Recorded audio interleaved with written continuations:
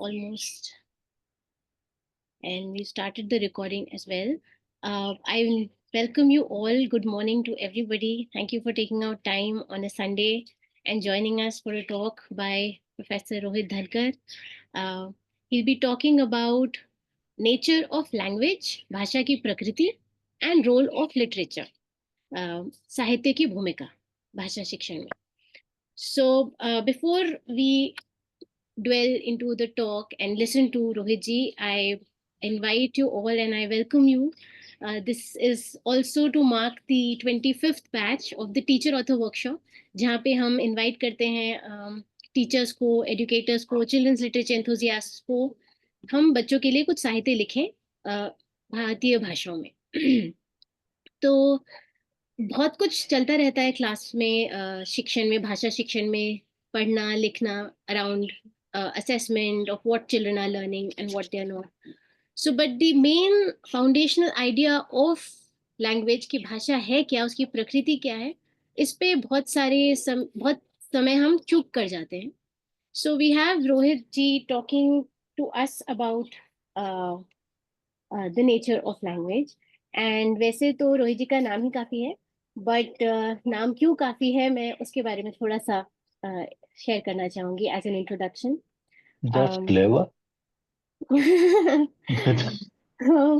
And yes, before I start, I should personally share that I am a big fan of his work and his wit. So, Rohit ji has been the founding member of Digantar, जो कि जयपुर में स्थित है alternative education program. He's established it, and this is like 4.5 decades ago.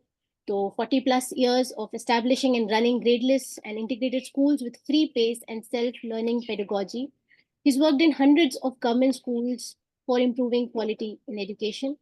He's conceptualized and implemented in-service teacher training programs for thousands of our Indian teachers. He's participated in developing curricula for teacher education program, MA in education, that is the that runs in Tata Institute of Social Sciences and Azim Premji University, where he also taught us philosophy of education, the foundation course. He's participated in capacity building programs at national level, and he's also participated in developing the National Curriculum Framework 2005. He's organized 4 international conferences on philosophy of education, and he's participated in national and international debates on issues in education. So when we hear about this introduction, we feel that it's all about philosophy and how he ideates, because his work has also been, and his interest has also been around the purpose of education, aims of education. So he's written theoretical articles and also practical issues in education. Rohit ji, I personally am very honored to have you here with us, and we'd be happy listening to you about this nature of language that you've worked around, and hopefully we'll use that understanding in our own language education. So welcome again. Over to you. Thank you, Sheetal. In this kind of Zoom meeting, introduction may be slightly difficult as well as it will be time consuming. So maybe we can very quickly talk about, I'm Rohit and she introduced me in great detail. If we can roughly know how many, Sheetal, if you do know that, then we don't need to go through the introduction. How many people are teachers or directly involved with either students or teachers in this meeting? Right. So we have around 80% joining in as language teachers who are directly working with children. And we have people who are working in libraries who are also teacher educators. So, but 80% of us are in the classrooms teaching language. Okay, so friends, I'll be talking more about language and all these issues from the perspective of a teacher. In any case, I would not have been able to talk about this in any other perspective. That is my limitation as well. But before I start rattling out my ideas, does any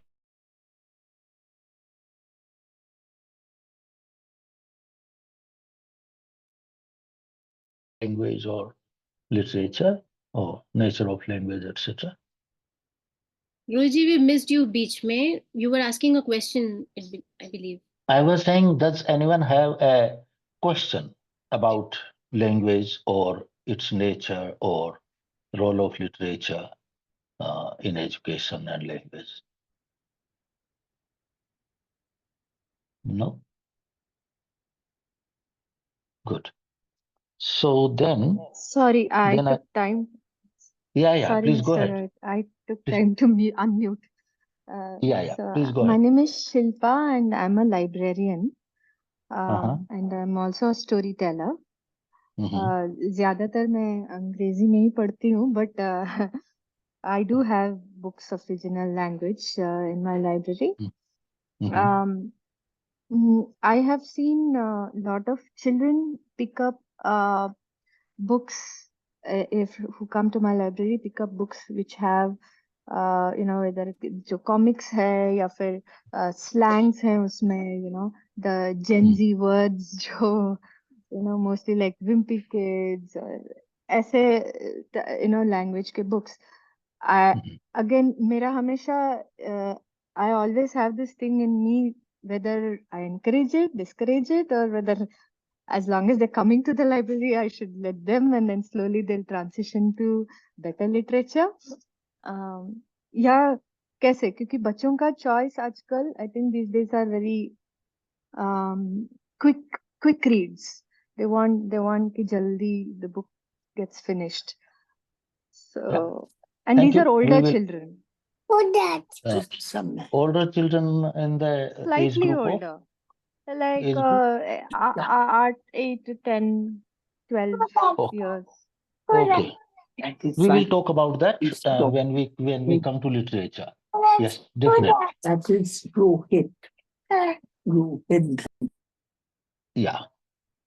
Anyone else? नमस्ते रोहित जी, मेरा नाम रिद्धि है और जी.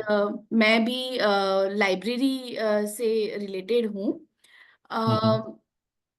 मेरा भी एक प्रश्न ये है कि अभी हम लोग जैसे 2 साल से लेके 14 साल तक के बच्चों के साथ काम करते हैं, गवर्नमेंट Mm-hmm. स्कूल्स में, प्राइवेट स्कूल्स में, और लाइब्रेरी पर्पस से भी बुक्स हम बेचते हैं बच्चों को। एक Mm-hmm. जो कॉमन मुझे दिख रहा है कि बच्चों में हिंदी भाषा की तरफ रुझान कम होता जा रहा है, जी. खास करके जब वो सेल्फ रीड पे आते हैं।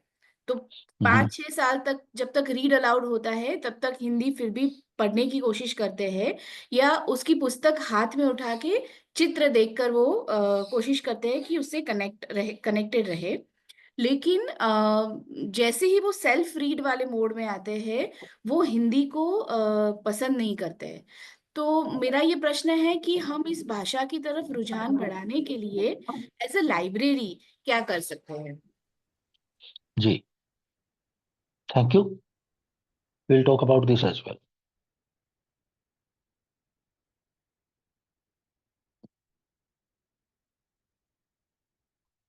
Anything else? Okay.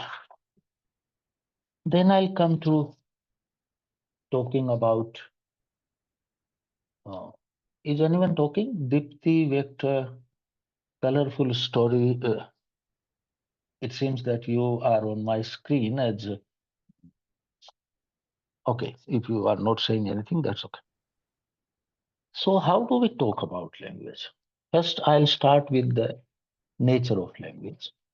And in that, mm, the first thing which comes to my mind is the usual kind of thing which is talked about language in most of the curricular documents in language teaching, etc. It seems that there is a lot of emphasis as language as a means of communication. भाषा संप्रेषण का माध्यम है, बहुत प्रसिद्ध वाक्य है, आपको लगभग हर शिक्षाक्रम दस्तावेज में मिल जाएगा। ये सही है, लेकिन मुझे हमेशा लगता रहा है जब से मैंने पढ़ाना शुरू किया, बल्कि उससे पहले से भी जब मैं शिक्षा के बारे में पढ़ रहा था, कि ये एक तो बात अधूरी है और उससे ज्यादा मुझे इससे परेशानी होती है। ये सही है, मैं पहले बता दूं, परेशानी होती है का ये अर्थ नहीं है कि ये गलत है, ये सही है। लेकिन इसको बहुत ज्यादा रिपीट करने से जो मुझे परेशानी होती है वो ये है कि ये मिसलीडिंग, मुझे ऐसा लगता है कि आ, ये थोड़ा मिसलीडिंग वाक्य है। क्यों मिसलीडिंग है?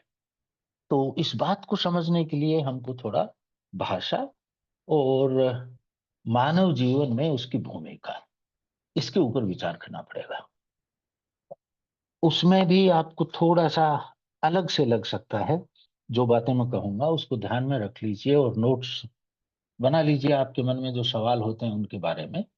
लेकिन एक बात ये बहुत प्रचलित है और अ, भाषा शास्त्री इस पर बहुत जोर देते हैं कि भाषा अपने आप में इस प्रकार की चीज है जिसकी अपनी जगह होती है दिमाग में, जो कि बहुत सारी चीजों की होती है। लेकिन उनका एम्फेसिस होता है कि हमारे दिमाग में कोई लैंग्वेज एक्विजिशन डिवाइस फिटेड होती है और उसमें भाषा अपने आप उद्भव होती है। मैंने इस प्रकार के वाक्य पढ़े हैं।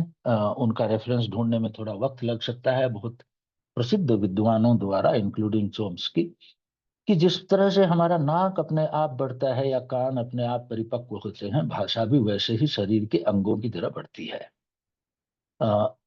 मुझे लगता है ये गलत है। तो अभी मैं इसको रख देता हूँ एक तरफ और बाद में हम इसके बारे में बात करेंगे। अ, मुझे जो भाषा को समझने के लिए पर्सपेक्टिव लगता है कि हमको बेहतर अ, समझ पर पहुंचाता है भाषा के बारे में, वो इवोल्यूशनरी प्रोसेस है। मतलब कैसे इंसान लोग भाषा तक पहुंचे। इसको यदि हम थोड़ा सा ध्यान से देखें तो मैं 4 स्टेजेस की बात आपसे करना चाहूंगा। और ये स्टेजेस मेरी नहीं है, मैं आज जो कुछ भी बोलूंगा एक्चुअली कुछ भी मेरा नहीं है, मैं इधर उधर से बटोर के काम चलाता हूँ।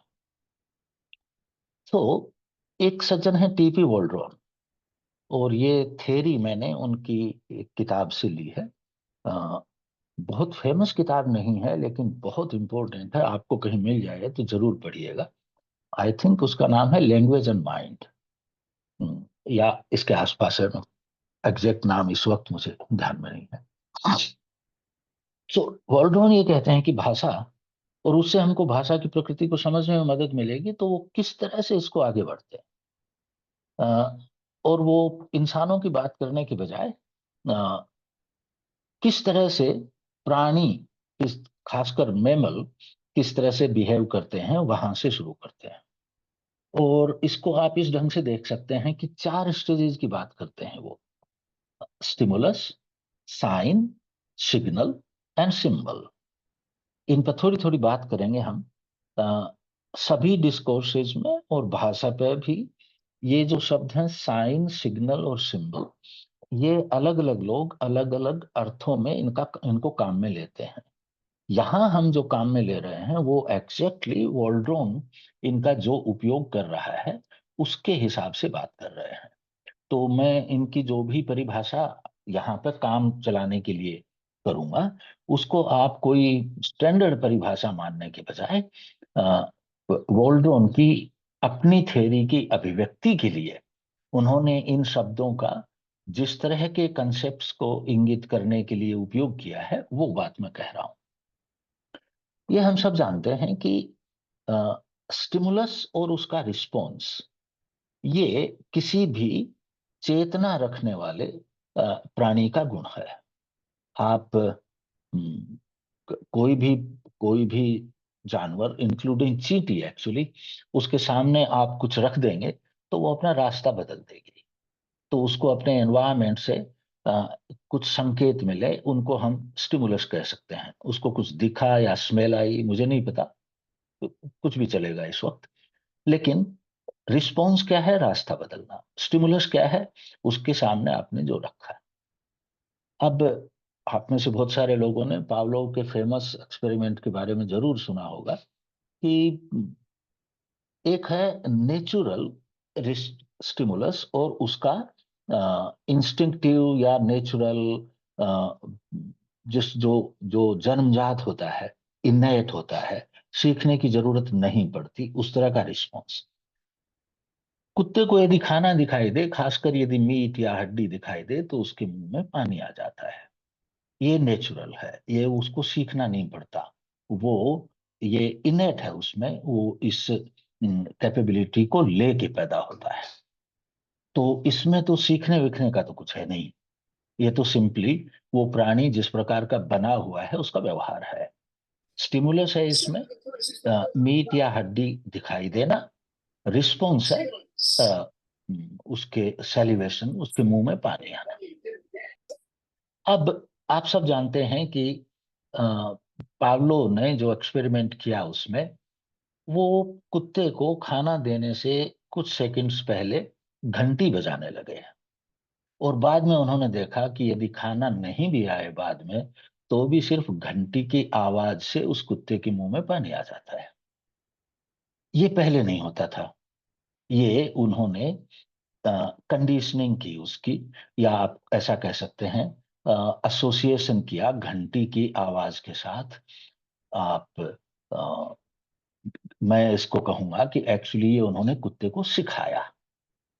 तो नेचुरल था स्टिमुलस, उस स्टिमुलस, नेचुरल स्टिमुलस था, सॉरी, मीट या खाना, उन्होंने उसको रिप्लेस कर दिया घंटी की आवाज से।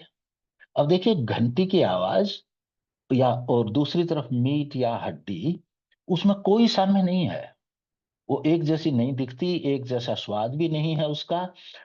खाना आपके सामने आता है तो कोई आवाज भी नहीं होती, तो आपके दिमाग के अंदर कुछ हुआ कि पहले आवाज और उसके तुरंत बाद खाना, ये कहीं अंदर एसोसिएट हो गया। आपने नहीं किया, ये कुत्ते ने जानबूझ के नहीं किया, ये हो गया।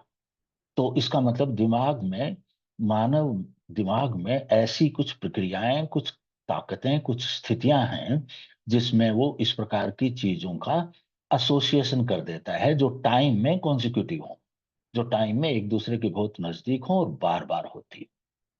इसको आप कह सकते हैं साइन। ये जो घंटी की आवाज है, this is sine of food कुत्ते के लिए, और इसका वही असर होता है उस पर जो फूड दिखने पर होता है, जो खाना दिखने पर होता है। तो यहां वो सीखा। लेकिन इस बात को ध्यान दीजिए, ये दो बातों पे, एक तो इसका कोई लेना देना नहीं है उसके आकार से, उसके खाने के गुणों से, खाने की आवाज से, स्वाद से, इससे पेट भी नहीं भरता उसका। लेकिन ये एक प्रकार की उसकी मानसिक योग्यता है, उसकी mental, this is capability of its mind. Interesting बात यह है कि ये कुत्ता जब, बाकी कुत्तों के साथ ये नहीं होता, एक ही के साथ होता है जिसको सिखाया है, और ये कुत्ता जब मरेगा तो ये शिक्षा खत्म हो जाएगी, फिर दूसरे कुत्ते को आपको फिर से घंटी बजानी पड़ेगी, फिर से मीट देना पड़ेगा। तो ये है, इसको बाल्टोन कह रहा है sign, sign of some natural stimulus. और अब नेचुरल स्टिमुलस को थोड़ा विस्तृत कर लीजिए। हमको जो भी दिखता है, पेड़ पौधे, ईंट पत्थर, पहाड़, लोग, उस सब को आप एक तरह से, क्योंकि वो हमारे इंद्रियों के माध्यम से हमारे दिमाग पर प्रभाव डालता है, तो उस सब को आप नेचुरल स्टिमुलस कह सकते हैं। तो यहाँ उसने उसको एसोसिएट कर दिया, साइन बन गया। वाल्डोन का दूसरा एग्जाम्पल ये है कि यदि किसी जंगल में कुछ बंदर बैठे हैं पेड़ पे और कोई टाइगर आ रहा है, तो बंदर एक खास तरह की, बंदर तो वैसे ही ची ची चाचे बहुत आवाजें करते रहते हैं, लेकिन जब कोई टाइगर या इस प्रकार की खतरनाक चीज दिखती है उसको, तो वो एक खास प्रकार की आवाज करता है और आसपास के सारे बंदर अलर्ट हो जाते हैं। तो अब यहाँ क्या हो रहा है, टाइगर फिर से वही नेचुरल स्टिमुलस है, और वो जो आवाज है वो उसका साइन है।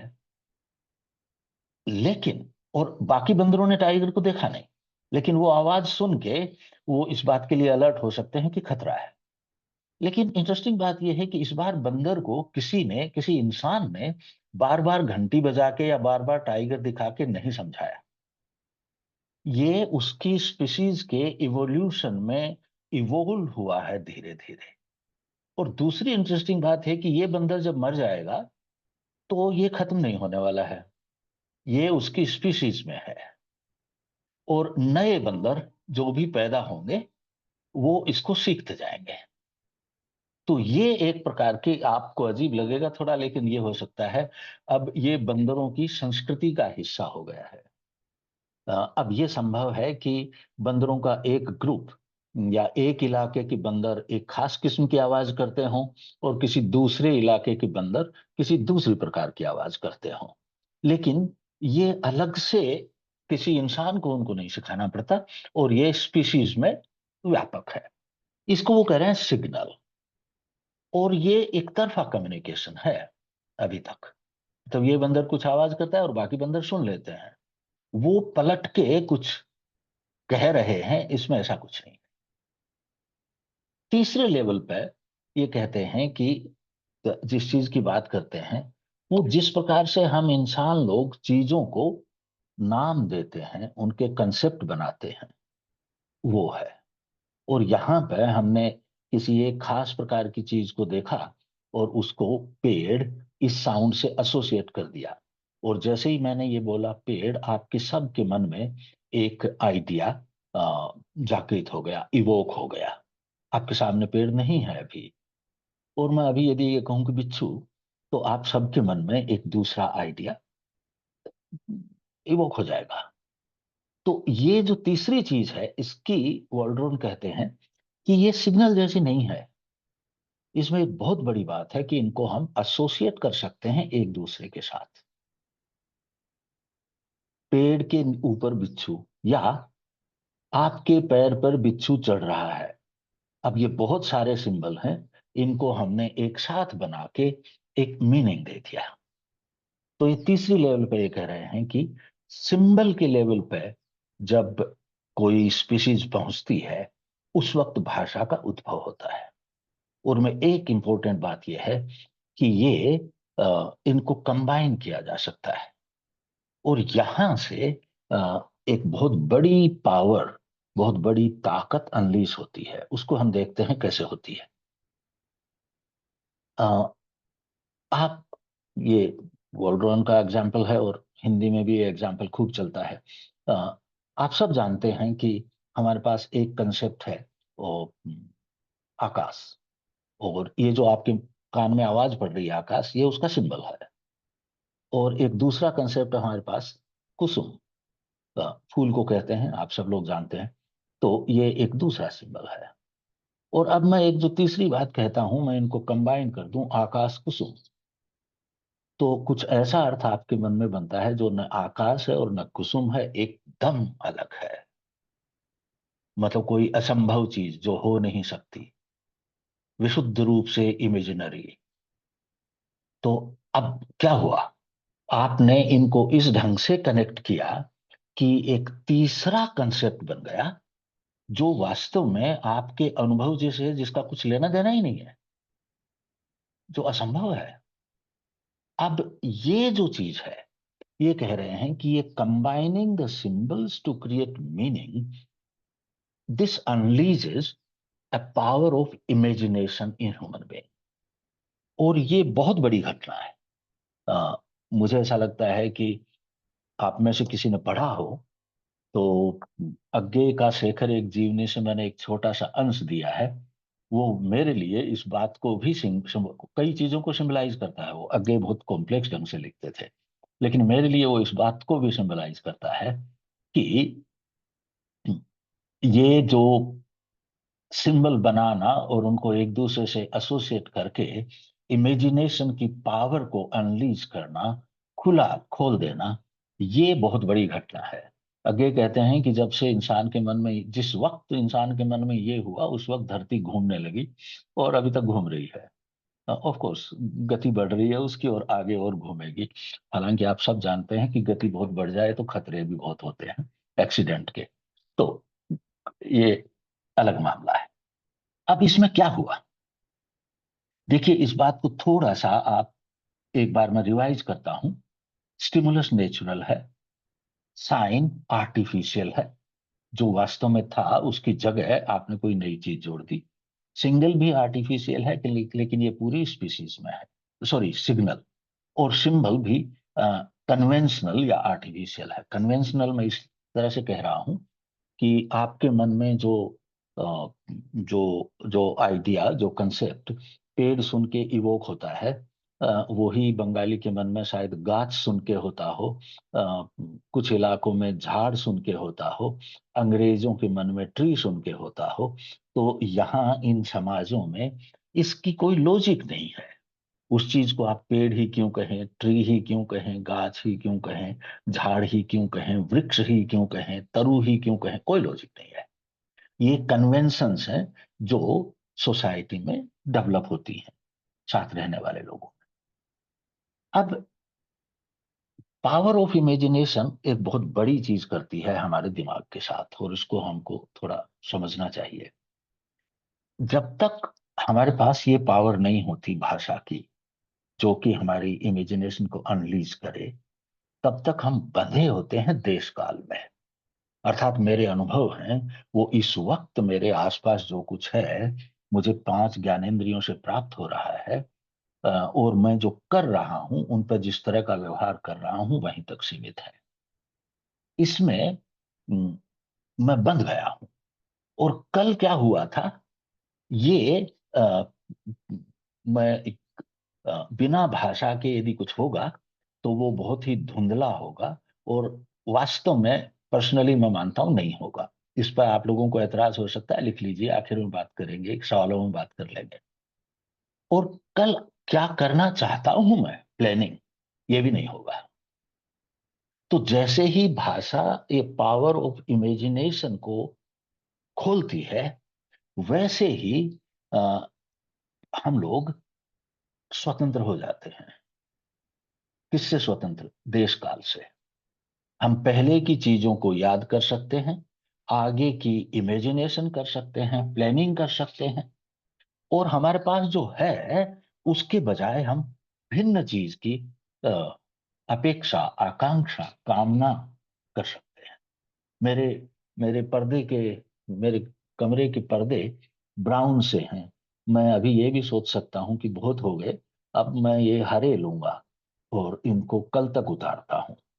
अब देखिए, ये मैं बिना भाषा के नहीं कर सकता। अब इसमें एक खतरा भी है।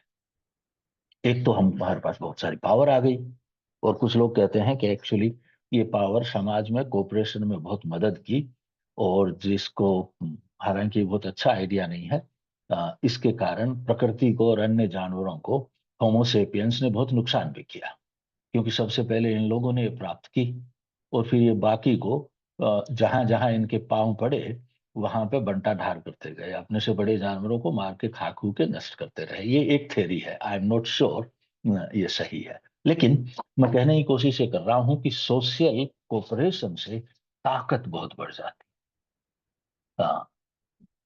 एक हाथी और उस हाथी को 50 पकड़ने वाले इंसान, उनमें से कोई भी एक एक इंसान उस हाथी का सामना नहीं कर सकता था, लेकिन वो 50 मिलके उसको पकड़ सकते हैं, और ये कोऑपरेशन भाषा के बिना बहुत सीमित रहता है। तो जैसे जैसे भाषा विकसित होती है तो इंसान की इस प्रकार की ताकतें बढ़ती है। लेकिन एक समस्या है, ये भी वॉल्ड्रोन का आइडिया है, और अ, मुझे लगता है सही है, तो इसलिए मैं आपसे शेयर करता हूं। जब तक हम अपने डायरेक्ट अनुभव के आधार पर जीते हैं और बिहेवियर करते हैं उसकी रिस्पॉन्स में, तब तक सत्य असत्य, सही गलत के कंसेप्ट नहीं होते, उसका कोई मतलब नहीं होता। मेरे सामने जो है, अ, यदि कोई खतरा दिखा तो मैं भागा, यदि कोई चीज मुझे स्वादिष्ट और खाने की लगी तो मैं उसकी तरफ आकर्षित हुआ, उसकी तरफ चल दिया। इंस्टिंक्टिव बिहेवियर है, और इसमें हो सकता है मुझे नुकसान भी हो, मुझे ट्रैप किया जा रहा हो, जैसे मकड़ी कई बार चीजों को ट्रैप करती है, कुछ फूल भी इंसेक्ट्स को ट्रैप करते हैं उस तरह से। ये सब हो सकता है, लेकिन उसके बावजूद उसमें मेरे उस प्राणी के रूप में मेरे मन में सत्य असत्य, इसको बदलना, ये सब आइडियाज नहीं आ सकते। लेकिन जैसे ही इमेजिनेशन की पावर अनलीज होती है, जो मैं नई इमेजिन कर रहा हूं, ये संभव भी है कि असंभव है, सत्य है कि असत्य है, कल की जो मैं याद कर रहा हूं, तो वॉल्डोन कहते हैं कि फिर इस इमेजिनेशन और कंसेप्ट और सिंबल्स को इस तरह से मैनिपुलेट करके नई आकाश कुसुम या हवाई किले जैसी चीजें बनाने में बहुत बड़ी गलतियां हो सकती हैं, जो कि अस्तित्व पर खतरा पैदा कर सकती है। तो वो कहते हैं कि यहां लॉजिक का उद्भव होता है। ये जो पावर मिली है भाषा की सिंबल्स को मैनिपुलेट करके नई चीजें, नई कल्पनाएं करने में, आप ये कह सकते हैं ज्ञान निर्माण करने में, ये दुरुस्त है कि नहीं, इसके लिए कोई न कोई तरीका चाहिए जांचने का। वॉल्डोन का ख्याल है कि एक्चुअली लॉजिक भाषा के सही उपयोग का तरीका है एक तरह से।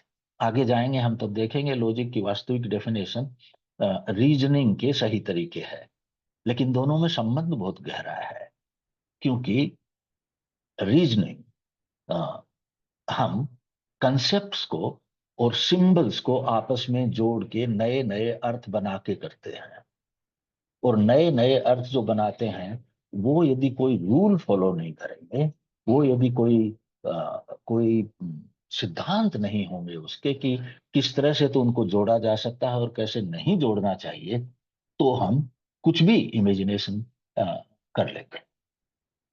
तो लॉजिक हमारी ये जो अभी अभी मिली हुई पावर है इमेजिनेशन की भाषा के माध्यम से, उसको थोड़ा कंट्रोल करने का काम करती है।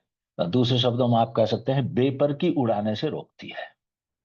तो भाषा का एक तरह से सोचा समझा उपयोग। अब हम ऐसी स्थिति में हैं कि भाषा के बारे में एक बात कह सकते हैं उसकी डेफिनेशन को लेके, और बहुत लोग भाषा को इस तरह से, अच्छा आप थोड़ा ये याद रखिएगा कि मैं भाषा शास्त्री नहीं हूं, मैं सिर्फ एक मास्टर हूं और कुछ पढ़ता लिखता रहा हूं। तो लिंग्विस्ट जिस ढंग से बात करते हैं हो सकता है हम उससे बहुत अलग ढंग से बात करें। तो हालांकि ये जो परिभाषा मैं आपको दे रहा हूं ये तो मोर और लेस मान्य है। तो आप ये कह सकते हैं कि भाषा, अ, पहले टुकड़ों में बात करें तो सबसे पहले तो मैं ये कहने की कोशिश कर रहा हूं कि भाषा मूलतः वर्बल है। रिटन लैंग्वेज का हम बाद में आएंगे। तो बाकी के साइन है, उन पर भी हम बाद में आएंगे। So fundamentally speaking language is a verbal symbol system. So आप ये कह सकते हैं कि rule govern system of sound symbols. Sound आवाजों के सिंबल्स का रूल गवर्न सिस्टम है। अब दूसरी बात जो तुरंत इसके साथ कहते हैं वो ये है कि ये इस सिस्टम को हम मीनिंग मेकिंग और मीनिंग कम्युनिकेशन के लिए काम में लेते हैं। देखिए कम्युनिकेशन आ गया है, लेकिन उससे पहले क्या आया है उस पर ध्यान दीजिए, मीनिंग मेकिंग। तो मुझे लगता है कि फंडामेंटल जो उपयोग है हमारे जीवन में भाषा का, वो मीनिंग कम्युनिकेशन नहीं, मीनिंग मेकिंग है। How we will go further on this line. So एक बात और कहते हैं कि इसमें, इस सिस्टम में जो सिंबल्स होते हैं, number of symbols is finite, but the range of meaning we can make is infinite. उस पर कोई लिमिट नहीं है। हम मतलब यदि लॉजिक नहीं हो तो हम किस तरह की मीनिंग बना सकते हैं वो तो बेपर की उड़ा के उसकी तो बात ही छोड़ दीजिए। लेकिन लॉजिक के बावजूद हम जिस प्रकार की मीनिंग मेकिंग कर सकते हैं उसकी कोई रेंज नहीं है, वो अनलिमिटेड है, इनफाइनाइट है। हम जो भी नया अनुभव होता है उसको इन्हीं सिंबल से या कुछ नए सिंबल बना के उसको आर्टिकुलेट कर सकते हैं और उसको भाषा के माध्यम से अभिव्यक्त कर सकते हैं। कुछ दिक्कत हो सकती है, कई बार हम कहते हैं इस तरह की बातें कि मुझे वो शब्द नहीं मिल रहे अपने अनुभव को बयान करने के लिए, या कई बार तो ये ऐसा हो सकता है एक वक्त, लेकिन हम देर सवेर कलेक्टिव वो जब अनुभव होने लगता है तो हम उसको आर्टिकुलेट करने के तरीके ढूंढ ही लेते हैं। बहुत बार ऐसा होता है, ये बहुत खिंचा हुआ स्टेटमेंट है, बहुत लोगों को इससे ऐतराज हो सकता है, तो मैं इसको थोड़ा सा आगे बढ़ा दूं। बहुत बार ऐसा होता है, जैसे अम, समाधि में 8वें स्तर पर अनिर्वचनीय समाधि में अनिर्वचनीय अनुभव या स्पिरिचुअल एक्सपीरियंसेस जो लोगों को होते हैं, जिनका बखान नहीं हो सकता, वो सिर्फ अनुभव ही कर सकते हैं। हमारे अपने जीवन में छोटी मोटी चीजें भी ऐसी बहुत सारी होती हैं, लेकिन वो सामूहिक नहीं हो पाती है, वो हमारी रहती है। वो गूंगे का गुड़ होता है। यदि हम किसी सोसाइटी में उसकी बात करते हैं तो अमूमन उसको हम भाषा के स्तर पर आर्टिकुलेशन के लेवल पे ले आते हैं। तो ये एक और इम्पोर्टेंट बात है जिसको हमको ध्यान में रखने की जरूरत है। अब मैंने एक बात अधूरी छोड़ दी, ये जो स्पिरिचुअल अनुभव होते हैं वगैरह, इसीलिए इन पर हमेशा डाउट रहता है। लोग ये कहते हैं कि भैया ये हैं भी कि नहीं है, और दूसरा ये भी कहते हैं कि आप कहते तो हो सारे स्पिरिचुअल वाले कि हमको एक जैसे ही होते हैं, लेकिन आपको कैसे पता है एक जैसे होते हैं? आप उसको कम्युनिकेट तो कर नहीं सकते, दूसरे को तो बता नहीं सकते भाई आप। तो आपको, मुझे जो स्पिरिचुअल अनुभव हुआ आज सुबह,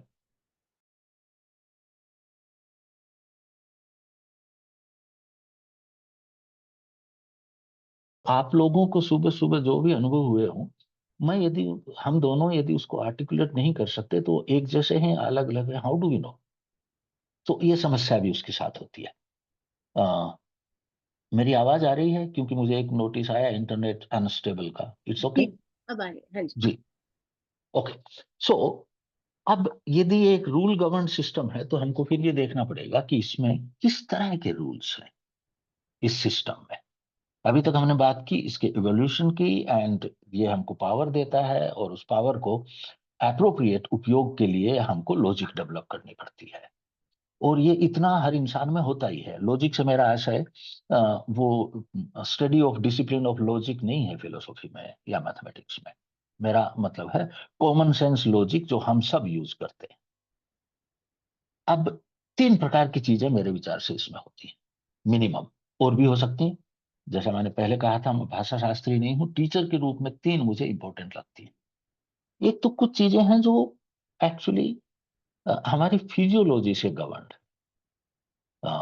हमें चीजें सुनाई देती हैं और हम कुछ आवाजें कर सकते हैं, और हमारे पास ये कैपेबिलिटी है कि हम बहुत अलग अलग किस्म की आवाजें बहुत कंट्रोल्ड तरीके से और बहुत जल्दी जल्दी कर सकते हैं।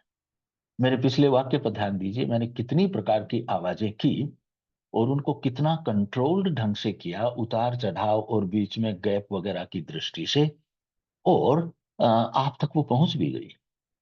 तो एक तो ये फिजियोलॉजिकली हमारे लिए संभव है। जरूरी नहीं है कि हम पैदा होते हैं उस वक्त ये है, लेकिन ये पोटेंशियलिटी है कि हम ऐसा कर सकते हैं। तो फॉर एग्जाम्पल, हमारी वोकल कॉर्ड और मुंह की जो बनावट है, ये इस तरह की है कि उसमें ये ट्रेनिंग से संभव है। गाय के मुंह के साथ और उसकी वोकल कॉर्ड के साथ आप कितनी भी ट्रेनिंग कर लीजिए, ये नहीं कर पाएंगे। तो गाय के पास साउंड सिंबल्स वाली भाषा होना असंभव है। दूसरी तरफ हमारे पास एक ऐसा उपकरण है जिसमें आसपास की आवाजें हों तो हम उसको रोक तक नहीं सकते, वो हमारे पास जाती ही जाती हैं हमारे माइंड में। और हम जब रोकना चाहते हैं तो कानों पर हाथ रखते हैं, या कई लोग चिढ़ के तकिया लगाते हैं, सोना चाहते हैं तो फिर लोगों ने डिवाइस किया कि ईयर प्लग लगा लो भाई, तो कान में कुछ ठूंसते ठांसते। ये दूसरी चीज है कि हमारे पास एक ऑडियो उपकरण है और हमारे पास एक स्पीकर है, और ये दोनों हमारे माइंड में कहीं कनेक्ट होते हैं, लेकिन इनकी सीमाएं हैं। तो कुछ चीजें, कुछ रूल्स भाषा के हम जिसको मानते हैं, वो हमारी फिजियोलॉजिकल लिमिटेशंस हैं। फॉर एग्जाम्पल, भाषा शास्त्री इस बात पर बहुत जोर देते हैं कि आम तौर पर हमारे सारे शब्द का स्ट्रक्चर एक consonant vowel consonant vowel consonant vowel ये होता है। अब इसको हम बनाया हुआ रूल माने, या इसको हमारे दिमाग में चिप में से पैदा हुआ रूल माने, या इसको हम अपनी फिजियोलॉजिकल उपकरण हमारे पास है वो यही कर सकता है, वो एक साथ बहुत सारे कॉन्सोनेंट्स नहीं बोल सकता। उसकी लिमिटेशन माने। मुझे लगता है कि हमारे फिजियोलॉजिकल लिमिटेशन है। इस प्रकार की और भी बहुत सारी हैं। तो कुछ तो इसमें से जो रूल्स हैं वो हमारी फिजियोलॉजिकल परिस्थिति से आते हैं। इनमें जो कुछ और हैं वो हमारे माइंड के स्ट्रक्चर से आते हैं। कुछ लोग इसको नहीं मानते कि हम कोई माइंड का स्ट्रक्चर लेके पैदा होते हैं, क्योंकि हमारा ज्ञान तो सारा का सारा अनुभव जनित होता है। उसके बाद माइंड के स्ट्रक्चर से मेरा मतलब ये है कि हम जब चीजों को देखते हैं तो ऑब्जेक्ट्स के साथ जो मूवमेंट हो रहा है, हम इनको अलग अलग कैटेगराइज कर सकते हैं। तो आप ये कह सकते हैं कि हम ऑब्जेक्ट्स देखते हैं और ऑब्जेक्ट्स की बदलती हुई सिचुएशन भी देख सकते हैं, और कंसेप्चुअली हम इन दोनों को अलग अलग देख सकते हैं। ये हमारे माइंड की कैपेबिलिटी है।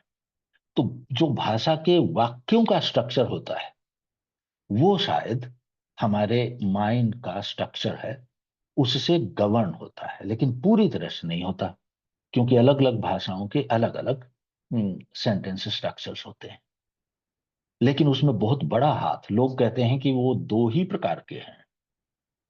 तो इसका मतलब सारे इंसानों के दिमाग में ये जो चीजें हैं, जिस प्रकार के कंसेप्ट, ये फिलोसोफर्स का पुराना रोग है, वो ये सोचते रहे हैं बहुत दिनों से कि किस प्रकार के आइडियाज हम बना सकते हैं अपने मन में।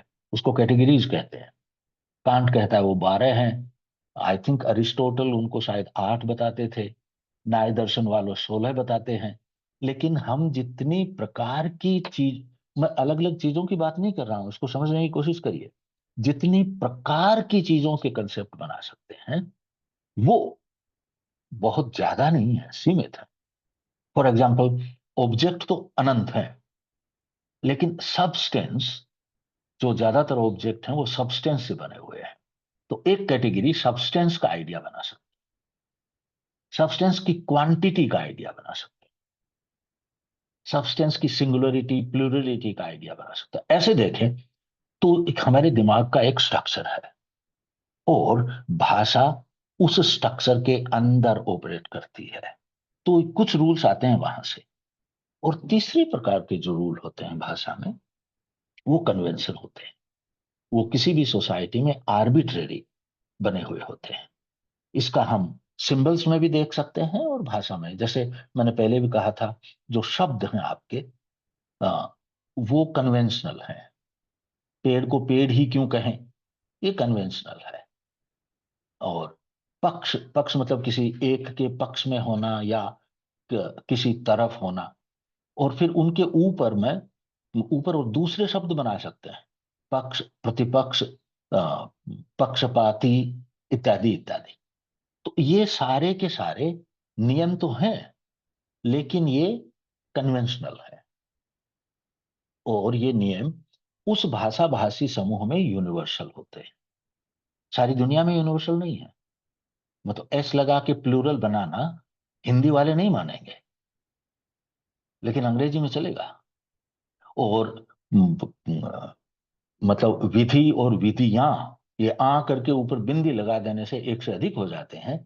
ये मेथडा अंग्रेजी वाले नहीं मानने वाले हैं। तो ये कन्वेंशनल हैं और यूनिवर्सल भी हैं, लेकिन ये उस भाषा भाषी समूह में है। तो 3 प्रकार के रूल हो गए। एक जो हमारी फिजियोलॉजिकली गवर्नड है, जो हमारे दूसरे जो हमारे माइंड के स्ट्रक्चर से गवर्नड है, और तीसरे उस लैंग्वेज के बोलने वालों में यूनिवर्सल रूप से एक्सेप्टेड हैं। वो किसी न किसी वक्त एज ए कन्वेंशन डेवलप हुए, और वो बदलते भी रहते हैं। अ, मैं भाषा में भी आप देखें तो इन दिनों में दिल्ली वाले लोग ये शायद समझते होंगे कि पंजाबी लोग कुछ वाक्य जिस तरह से बोलते हैं और बिहारी लोग जिस तरह से बोलते हैं उसमें भेद है। और राजस्थानी वाले फंस जाते हैं कि इधर हैं कि उधर है। हरियाणा वालों का खैर अपना सेंटेंस स्ट्रक्चर भी होता है और लहजा भी होता है, और वो क्या कह रहे हैं ये समझने में भी थोड़ी दिक्कत आती है, क्योंकि वो वास्तव में कह रहे हैं या आप हिल्ली उड़ा रहे हैं, थोड़ा मुश्किल काम है जानना। अभी रिसेंटली एक चीज जो मुझे ध्यान में आती है, वो भाषा से संबंधित नहीं है, सिंबल से संबंधित है। आपने बहुत सारे लोगों ने देखा होगा, और आप सब भी करते होंगे। आप किसी चीज के लिए कहें कि ठीक है, और वेरी गुड तो आप थंब दिखाते हैं। हम जब बच्चे थे, और हिंदी में मुहावरा भी है अंगूठा दिखाना, हम जब बच्चे थे तब अंगूठा दिखाने का मतलब होता था मैं नहीं मानता तुम्हारी बात, या चिढ़ाना। अब देखिए बदल गया। अभी अभी आप खुश होकर अंगूठा दिखाते हैं, हम तो चिढ़ाने के लिए दिखाते थे। इसलिए जब मेरी बेटी ने मुझे सबसे पहले भेजा तो मैंने उससे पूछा कि क्या कर रही हो भाई, क्यों, मतलब मैंने क्या कर दिया तुम्हारा? तो सी थॉट दैट मुझे कुछ नहीं पता नई चीजों के बारे में, which was correct at that time. खैर, सो अब यदि भाषा इस तरह की है तो ये हमारे साथ क्या इसकी बनावट तो हो गई, लेकिन क्या ये सिर्फ कम्युनिकेशन का माध्यम है हमारे लिए? एक बात तो मैं आपसे ऑलरेडी कह चुका हूं, ये सिर्फ कम्युनिकेशन का माध्यम नहीं है।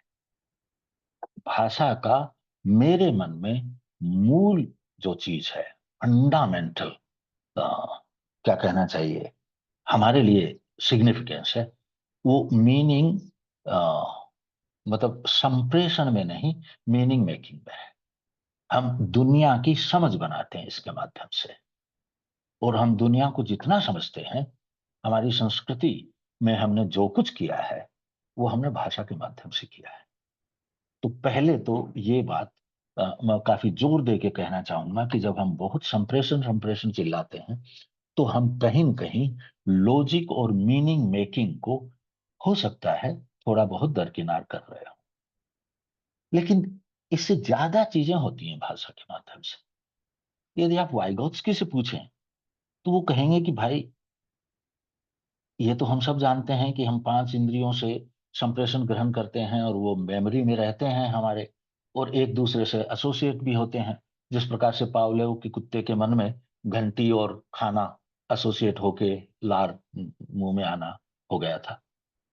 तो माइंड का एक खास तरह का ऑर्गेनाइजेशन सिस्टम है जिसमें एक इमेज दूसरे इमेज को इवोक करती है, लेकिन उसमें कैटेगराइजेशन जो है वो बहुत ब्लर्ड रहते हैं। वाइगोत्स्की कहते हैं जैसे ही हम भाषा सीखते हैं तो मेमोरी का पूरा स्ट्रक्चर बदल जाता है। मैं ठीक से नहीं अभिव्यक्त कर पाऊंगा इस बात को कि बहुत वक्त लग जाएगा, लेकिन एक मोटी सी बात ये समझ लीजिए, आप में से कई लाइब्रेरी वाले लोग हैं। 3 तरह की चीजें कल्पना करिए। किताबों का ढेर लगा हुआ है, किताबें अलमारी में एक दूसरे के पास पास साइज के हिसाब से रखी हुई हैं, और किताबें अलमारियों में विषयों के हिसाब से रखी हुई हैं, या किताबें अलमारियों में पब्लिकेशन कौन से सन का है उसके हिसाब से रखी हुई है। ये जो दोनों थी आखिरी वाली, कौन सा सन और कौन सा विषय, ये एक ऑर्गेनाइजिंग प्रिंसिपल के तहत आप रख रहे हैं उनको। तो वो ये कह रहे हैं कि हमारा जो मेमोरी है वो सिस्टमेटाइज हो जाती है जैसे ही हम भाषा शुरू करते हैं। बच्चा भी जब वो भाषा जैसे जैसे आगे बढ़ता है, उसकी उसकी कैटेगराइजेशन ज्यादा सोफिस्टिकेटेड होने लगता है, और इसलिए रिट्राइवल और कनेक्शंस कहीं ज्यादा आसानी से होने लगते हैं। तो फिर से वो जो जो भाषा हमें पावर देती है, जो हमें दिखती नहीं है, अंदर ही अंदर होता रहता है, ये उसका एक हिस्सा है। दूसरे लेवल पर वाइगोत्स्की इसको एक सवाल के रूप में ज्यादा डिस्कस करते हैं, कुछ दूसरे लोग ज्यादा वोकल हैं उसके बारे में। वो ये है कि थॉट और लैंग्वेज का क्या रिलेशनशिप है। वाइगोत्स्की एक हिंट देते हैं कि भाई इंसान वाला जिस प्रकार का थॉट है, तो हो सकता है उसका एक रूप इमेजेस के रूप में पहले होता हो, बिफोर लैंग्वेज, लेकिन एक्चुअली उसकी नेचर फंडामेंटली बदल जाती है जब वो कंसेप्ट्स के रूप में होने लगता है। और कंसेप्ट, हमने पहले बात की थी, कंसेप्ट के लिए हम सिंबल बनाते हैं, सिंबल्स को हम मैनिपुलेट कर सकते हैं, उनको जोड़, एक दूसरे के साथ जोड़ के और विचित्र विचित्र नई चीजें बना सकते हैं जो हैं, नहीं भी हो सकती, इत्यादि इत्यादि। तो अ, अब ये दूसरी बात है कि इंसानी थॉट जिस प्रकार का होता है वो लैंग्वेज के बिना संभव नहीं है। बहुत सारे लोग कहते हैं कि आर्टिफिशियल इंटेलिजेंस बहुत जल्दी ये सीख जाएगी, बहुत संभव है सीख जाए, एक फिलोसोफर ऑफ एजुकेशन है रॉबिन बैरो, वो कहते हैं एक जगह कि जिस दिन वो इस प्रकार के वाक्य बनाने लगेंगे कि यदि आप मुझे 10 रुपए नहीं दोगे तो मैं आपको चाकू घोंप दूंगा, ये हाइपोथेटिकल कंडीशनल वाक्य है, यदि तो जिस दिन वो इस प्रकार के वाक्य बनाने लगेंगे, उसका अर्थ समझ जाएंगे और वो कंडीशन सेटिस्फाई हो गई है कि नहीं हुई ये समझने लगेंगे, उस दिन भाषा की फुल फ्लेज्ड पावर पैदा होगी। ये महत्वपूर्ण बात है। देखिए, इसमें इमेजिनेशन और उस इमेजिनेशन को लॉजिक से बांधना और वो कंडीशंस कब मीट होती हैं कब नहीं, उसके क्राइटेरिया, इस प्रकार की बहुत सारी बातें हैं। तो दूसरी बात फिर ये है कि ह्यूमन थॉट जो है वो एक्चुअली, यदि लैंग्वेज के से उद्भव नहीं भी होता है, मैं मानता हूं कि लैंग्वेज से ही उद्भव होता है, लेकिन नहीं भी होता है तो लैंग्वेज से सरकमस्क्राइब्ड जरूर है, मतलब भाषा के दायरे में ही ऑपरेट कर सकता है। उससे बाहर की बातें तो बहुत कर सकते हैं। हमारे यहाँ तो नागार्जुन कहते हैं कि आप दुनिया की रियलिटी को तब तक समझ ही नहीं सकते जब तक आप कंसेप्ट से के माध्यम से समझने की कोशिश करेंगे। आपको तो कंसेप्ट के बियॉन्ड जाके वास्तविक दुनिया को समझना होगा। अ, ये संभव है, फिलोसॉफिकली भी शायद होता हो, स्पिरिचुअली तो जरूर होता है, लेकिन मेरे जैसे आम आदमी के मन में तो मैं तो इससे आगे एक्चुअली कुछ नहीं सोच पाता हूँ। तो it seems that at least some human being, क्योंकि एक है तो और भी होंगे, some human beings are certainly limited by language, if not all. हाँ, लैंग्वेज अपने आप में लिमिटेड नहीं है। This can actually continue to grow, to develop, and maybe there shall be a day जब हम कलेक्टिवली वो सारी बातें जो आज लैंग्वेज के माध्यम से हम नहीं समझ पाते हैं या नहीं समझा पाते हैं करने लगे, लेकिन वो इवोल्यूशन की प्रक्रिया का हिस्सा होगी। इस वक्त इसके कोई खास प्रमाण नहीं। तो ये फिर दूसरी बात। तीसरी बात बहुत कंट्रोवर्शियल है, लेकिन मैं उसको मानता हूं और उसके ऊपर अपन बात भी कर सकते हैं। आप कहीं और भी पढ़िएगा उसके बारे में, उसको स्वीकार मत करिए। आप सब लोग जानते हैं कि हम लोग सेल्फ कॉन्शियस प्राणी हैं। सेल्फ कॉन्शियस का मतलब है कि मैं सिर्फ इसी बात से, मेरी कॉन्शियसनेस में या मेरी चेतना में सिर्फ यही नहीं है कि मैं स्क्रीन पर कुछ देख रहा हूं, बट मैं आंख बंद करके अपने आप को भी देख सकता हूं और मेरे दिमाग में चलने वाले विचारों को भी देख सकता हूं, और उन पर रिफ्लेक्ट कर सकता हूं मैं। ये कैपेबिलिटी डेवलपमेंट के जिस लेवल पे इंसानों में है, इतनी और किसी में नहीं है। और मैं ऐसा मानता हूं कि ये बिना लैंग्वेज के संभव नहीं है। तो यदि ये तीनों बातें आप मान लें, मेमोरी के स्ट्रक्चर को बदलना, थॉट को सर्कमस्क्राइब करना और कॉन्शियसनेस पैदा करना, सेल्फ कॉन्शियसनेस पैदा करना, कॉन्शियसनेस तो और जानवरों में भी होती है, सेल्फ कॉन्शियसनेस पैदा करना, और इसको कई बार लोग मेटाकॉग्निशन भी कहते हैं। तो ये पैदा करना, यदि ये चीजें हैं तो भाई आपको ये फिर मानना पड़ेगा कि अ, भाषा ही वो चीज है जो हमको इंसान बनाती है। यदि भाषा नहीं होती तो हम आज हैं वैसे इंसान तो नहीं होते। सो फिर अब यदि हम लैंग्वेज को पूरी तरह से देखें बहुत संक्षेप में, तो rule governed system of sounds, infinite meaning making, and which actually makes us human being, as it gives us the capability, frees us from here and now, gives us the capability to imagine, to plan, and mm, self-consciousness also seems to be a product of this capability. पढ़ाने से क्या लेना देना है इसका, बात बहुत लंबी हो जाएगी और हमारे पास लिटरेचर के लिए टाइम नहीं बचेगा। लेकिन इस पर हम एक आध थोड़ा सा जिक्र मैं ये करूंगा इसमें जरूर, कि हम जब भाषा सिखाते हैं, दो तीन बातें शायद मुझे और जोड़ देनी चाहिए यहाँ पे। आपने ध्यान दिया होगा, मैंने भाषा को मूलतः वर्बल माना है और अभी तक मैंने रिटन लैंग्वेज की कोई बात नहीं की है। इसी प्रकार से बहुत सारे लोग कहते हैं कि म्यूजिक भी तो अपने आप में भाषा है, डांस भी तो अपने आप में भाषा है, अ, और साइन लैंग्वेजेस भी तो हैं। तो जरूर है, ये सब है। मुझे ऐसा लगता है कि ये सब जो मूल नेचुरल साउंड वाली भाषा है उस पर पैरासाइटिक है। यदि वो नहीं होती तो ये भी नहीं होती। देखिए, थोड़ा सा ये समझ लीजिए कि मोर का नाचने को डांस कहना और भारतनाट्यम को डांस कहने में बहुत बड़ा फर्क है। मोर का बिहेवियर इंस्टिंक्टिव है। एक बड़ी पंख वाला मोर होता है और पास में बहुत सारी मोरनियां होती हैं। उसकी बायोलॉजिकल और फिजियोलॉजिकल कंडीशनिंग है, उसमें एक कंडीशनिंग के हिसाब से मेटिंग रिचुअल के रूप में हो रहा है। वो उसमें किसी प्रकार की एस्थेटिक या किसी प्रकार के मापदंड या मुद्रा ऐसे ही बनानी चाहिए, इस पंख को ऐसे ही मोड़ना चाहिए, कि किसी चक्कर में नहीं पड़ता। भरतनाट्यम जो है वो इवोल्व्ड चीज है जिसमें सिंबल्स यूज हो रहे हैं और उनका एक दूसरे के साथ मिलके मीनिंग मेकिंग हो रही है। तो मैं जब डांस की बात कर रहा हूं तो मैं मोर के डांस की बात नहीं कर रहा हूं। मैं कथकली, भारतनाट्यम या वेस्टर्न डांस या कोई भी डांस हो, मैं उस तरह के डांस की बात कर रहा हूं।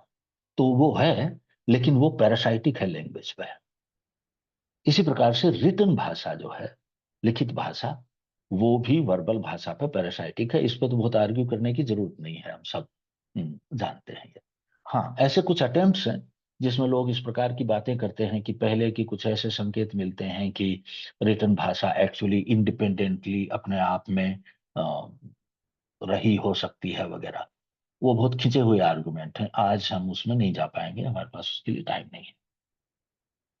अब थोड़ा सा आते हैं हम लिटरेचर पर, इसको यहीं छोड़ के, क्योंकि फिर आपके साथ बातचीत के लिए भी थोड़ा वक्त छोड़ना चाहिए और अभी 11:26 हो चुके हैं, तो मैं लिटरेचर के लिए टाइम कम बचा है।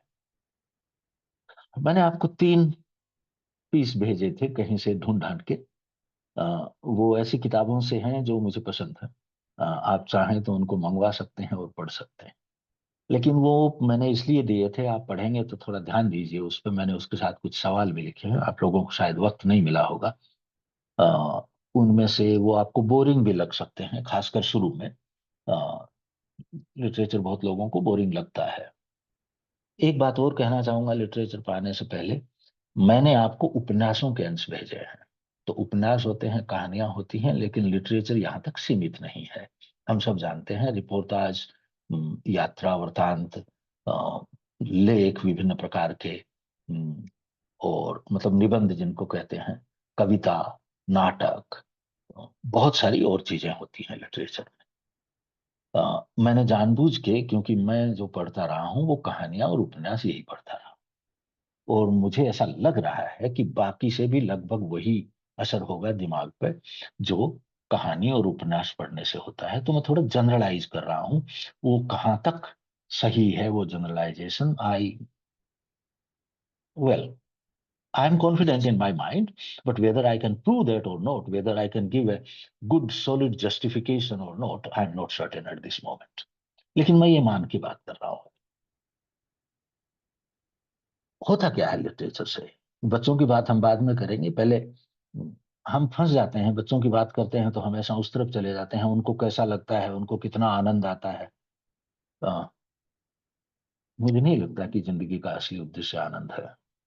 खुश रहना तो है, लेकिन असली उद्देश्य मुझे आनंद के बजाय समझना लगता है। तो मैं उस एंगल से बात करूंगा। अ,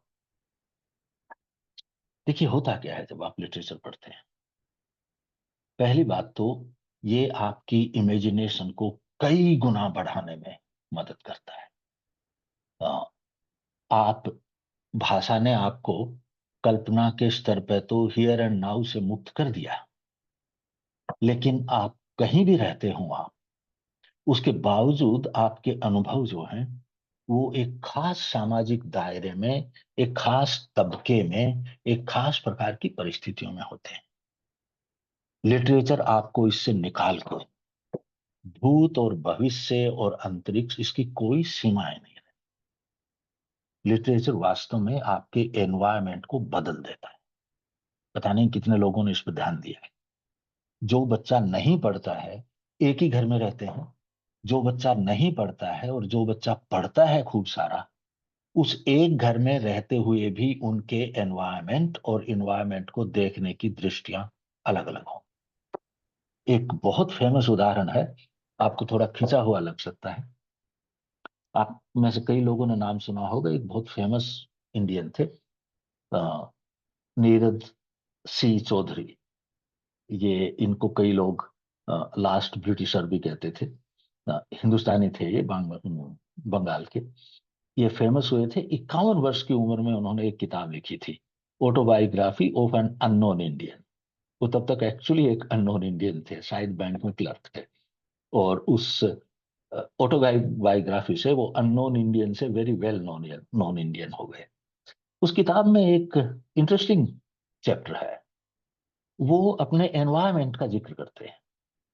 तब तक ये सज्जन बांग्लादेश में एक जगह है मेमन सिंह, उस टाउन के रहने वाले थे, और ये अपने टाउन से कलकत्ता भी नहीं गए थे तब तक बचपन में, और ये अपने एनवायरमेंट में लंदन की बात कर रहे हैं। अब भाई जो ओजस। भाई ये आप जरा हमें आवाज देंगे तो इतना ठीक नहीं है, इसलिए म्यूट कर दीजिए। तो नीरज चौधरी के ने क्यों लिखा है अपने एनवायरमेंट में लंदन?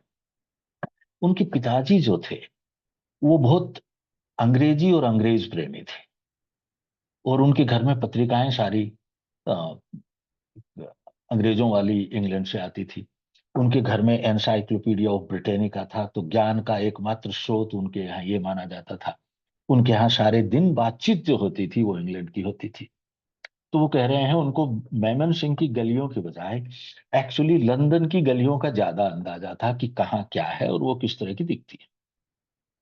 ये क्या हो गया है नीरज चौधरी की? मैं नहीं कह रहा हूँ अच्छी बात हुई है, प्लीज ट्राई टू अंडरस्टैंड, मैं रिकमेंड नहीं कर रहा हूँ ऐसा करिए, लेकिन मैं कहने की ये कोशिश कर रहा हूं कि ये उसके एनवायरनमेंट का हिस्सा लंदन लिटरेचर के कारण बना।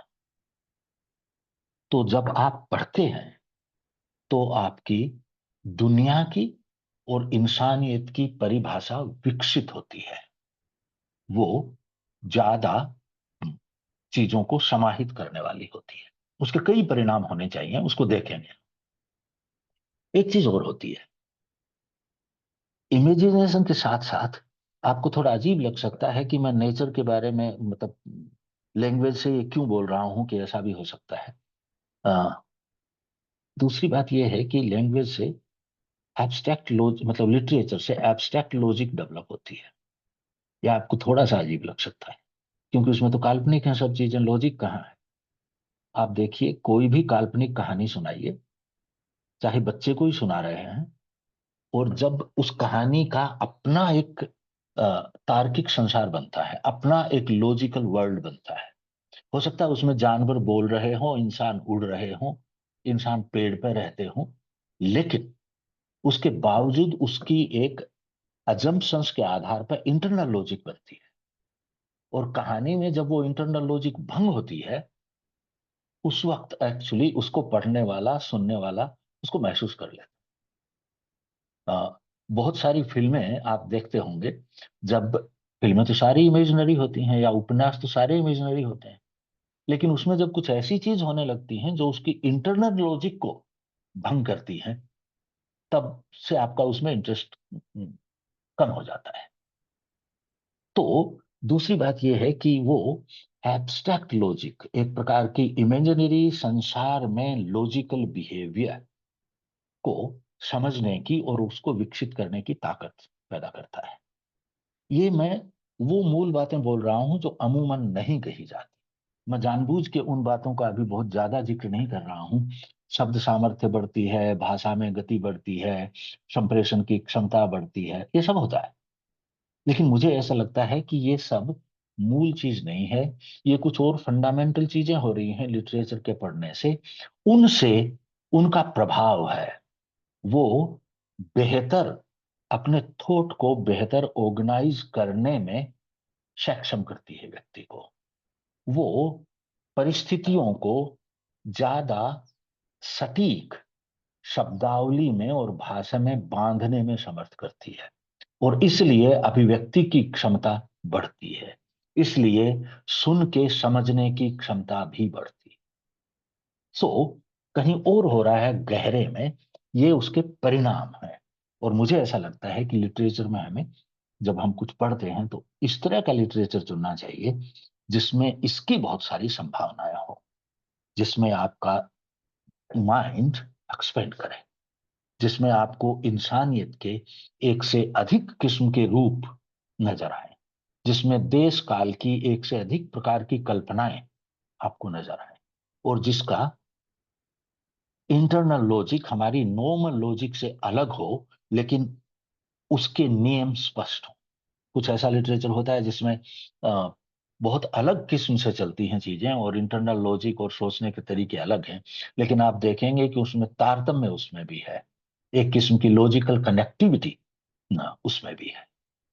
तो अब यदि इस दृष्टि से हम लिटरेचर को देखते हैं, तो फिर हम इस बात पर आते हैं कि हम्म, आजकल के अ, बच्चे किस तरह का लिटरेचर चुनते हैं। ये बहुत मुश्किल सवाल है।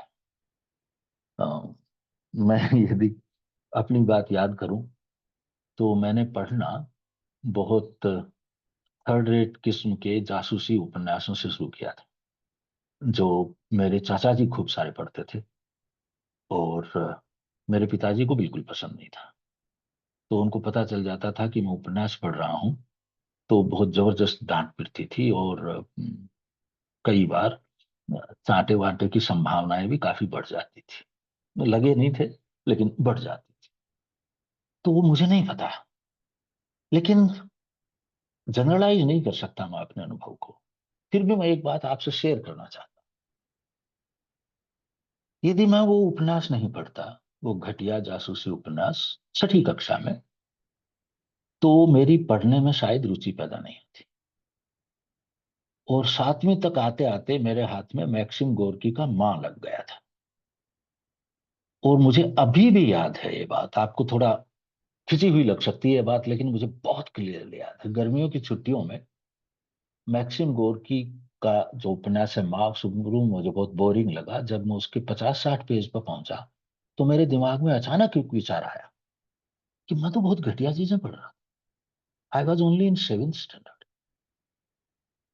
और आपको आश्चर्य होगा, मैंने आधा पन्ना इस पे लिखा कि उपन्यास दो प्रकार के होते हैं, बाजारू और गंभीर। बहुत ही स्टूपिड था, लेकिन मैं कहने की कोशिश ये कर रहा हूं कि यदि आप बच्चों को पढ़ने की छूट देते हैं, और उसमें बहुत कुछ ऐसा नहीं है जो उनके दिमाग में विकृतियां पैदा करे, क्योंकि उस वक्त वो बहुत स्ट्रॉन्ग सेक्सुअल इंटेंशन या आइडियाज को हैंडल करने में समर्थ नहीं होते। तो मुझे ऐसा लगता है कि अश्लीलता वाली चीजों को छोड़ के और किसी भी प्रकार की चीजों में मुझे नहीं लगता किसी प्रकार की प्रॉब्लम है। और अश्लीलता वाली भी तब तक जब तक वो अ, मानसिक रूप से इतने परिपक्व नहीं हो जाएं कि उसको जो भी अम, जो भी उनके पैशंस होते हैं उनको ठीक से एनालाइज कर सके। उसके बाद उसकी भी जरूरत नहीं है। तो ये तो पहली बात है। अब दूसरी बात ये है कि ये थोड़ी सी बड़ी समस्या है, मेरे बचपन में थी उससे, इसलिए मैं आगे बचपन से बहुत ज्यादा तुलना उसकी नहीं कर सकता। मैं जिस एनवायरनमेंट में था उसमें और कुछ नहीं था। गर्मी की छुट्टियों में जब 44 डिग्री टेम्परेचर और बाहर निकलते ही आप झुलस जाएंगे, तो आपको अंदर घुस के रहना है। और या तो बच्चों के कुछ खेल थे जो अंदर खेले जा सकते थे, या फिर आपके पास पढ़ने के अलावा कोई चारा नहीं था। टेलीविजन, टेलीफोन, यूट्यूब, कुछ नहीं था। आप ये भी सौभाग्य की बात है कि कॉमिक्स भी नहीं थे। मैं कॉमिक्स का फैन नहीं हूं। उसमें मुझे दो तीन कारण लगते हैं। कॉमिक्स आपकी इमेजिनेशन को इस प्रकार से, पहली बात तो मदद करते हैं कि साहित्य से जो आपको फायदा होने वाला है वो आधा रह जाता है, वो उसमें कुछ बना देते हैं। और जो बनाते हैं वो आपका सृजन नहीं होता, वो किसी दूसरे के दिमाग का सृजन होता है। क्योंकि जब आप पढ़ते हैं, पता नहीं आप लोगों को ये अनुभव होता है क्या, मुझे कई बार होता है। फॉर एग्जाम्पल, जब मैंने नोवेल पढ़ा था अन्ना करेनिना, तो आप जानते हैं कि जब नोवेल पढ़ते हैं तो आपके दिमाग में एक्चुअली एक किस्म की उसके साथ साथ उसकी जिंदगी की फिल्म चलती रहती है। और फिर जब मैंने ये फिल्म देखी थी अन्ना करेनिना, तो मुझे बहुत निराशा हुई थी, क्योंकि मैंने बहुत बढ़िया फिल्म बनाई थी, उससे कहीं ज्यादा सिंबल्स और गहनता लिए हुए, और वो मुझे बहुत ही घटिया लगी। तो एक तो ये समस्या होती है। आप पढ़ते हुए जो इमेजिनरी संसार बनाते हैं वो बहुत नुआंस्ड और बहुत ब्यूटीफुल होता है। और ये जो कॉमिक वाली आदत है, ये आपको किसी पर निर्भर कर देती है। एक समस्या तो ये है, दूसरी समस्या ये है वो अधिकतर बहुत घटिया होते हैं। I am sorry to say that. एक आध कॉमिक सीरीज को छोड़ के, जैसे चाचा चौधरी है, बहुत फेमस है, मुझे लगता है कि वो बहुत स्टूपिड है। वो आपको कुछ खास नहीं देता है। अब आप कहेंगे कि मैं विदेशी चीजों का प्रेमी हूं, ऐसा कुछ नहीं है। लेकिन आप में से किसी ने एस्टेरिक्स पढ़ा हो तो आपको जमीन आसमान का फर्क पता चलेगा। चाचा चौधरी को एस्टेरिक्स से तुलना करके देखिए, उसमें भी है वो सब कुछ जो जो आपके दिमाग में इमेजिनेशन को एक खास तरफ मोड़ देता है, लेकिन वो एक अलग लेवल पर चलता है पूरी चीज। तो दूसरी बात मैं ये कहूंगा कि यदि कॉमिक्स रखने हैं, तो फिर थोड़े अच्छी किस्म के होने चाहिए।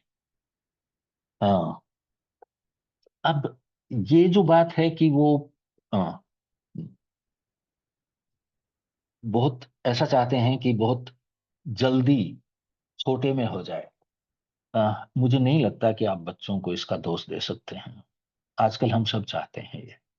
अ, हमारे जमाने में, मैं तो अब भी करता हूं ऐसा, आप में से 400 पन्ने का उपन्यास पूरा का पूरा ठहर के आनंद लेके पढ़ने का वक्त कितने लोगों को मिलता है। तो थोड़ा सा बदलती हुई दुनिया को आपको देखना पड़ेगा। और इस दृष्टि से आप देखें तो शायद अ, छोटी भी लेकिन आइडिया के लेवल पे बहुत रिच रचनाएं या किताबें हैं, वो उपयोगी हो सकती हैं। लेकिन ये मेरा विचार है, और मैं आपको ये बता सकता हूँ मैं क्या करता था, लेकिन वो मैं थोड़ा सा, एक सवाल और है उसके बाद बताऊंगा। अ, हिंदी को नहीं चुनना चाहते, भाई ये बच्चों का मामला नहीं है, ये हमारे समाज का मामला है। अ, हम लोग भी तो ऐसा ही करते हैं। हमारी सोसाइटी में हिंदी और अंग्रेजी का जो तुलनात्मक महत्व है, ज्ञान के क्षेत्र में, जीवन में प्रगति के क्षेत्र में, धन कमाने के क्षेत्र में, अ, दूसरे लोगों से रेस्पेक्ट मिलने के क्षेत्र में, आप पाएंगे कि जमीन आसमान का अंतर है। तो बच्चे वास्तव में सोशलाइज हो रहे हैं। जब वो पढ़ना लिखना सीख जाते हैं और उनको इंडिपेंडेंट होने लगते हैं, और घर में जो माहौल है, आसपास जो माहौल है, उन्होंने उसको ग्रहण कर लिया है।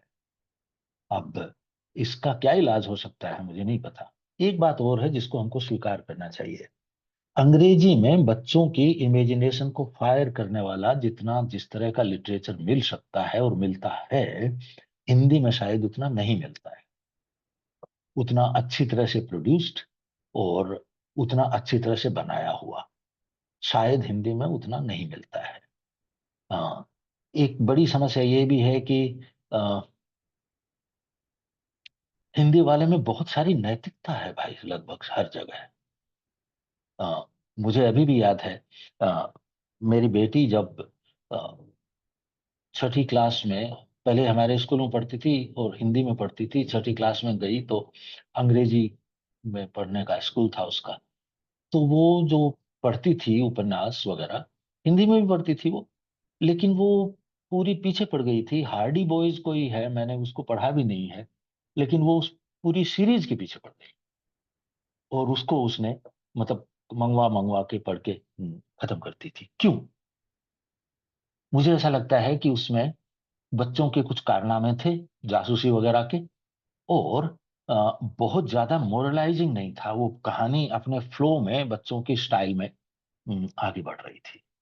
ऐसा नहीं है मोरलिटी से बाहर था वो, लेकिन अपने यहाँ जो है कि हर कहानी को ही इस ढंग से लिखा जाता है कि या तो उसमें हम ज्ञान देंगे बच्चों को, की इंफॉर्मेशन बढ़नी चाहिए ना, या हम उसमें नैतिकता देंगे।